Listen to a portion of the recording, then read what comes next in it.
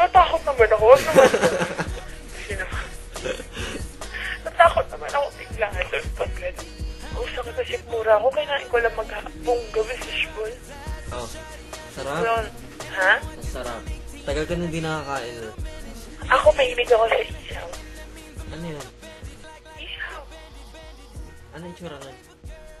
Yung bituka ng manok. Ah, oh. Yung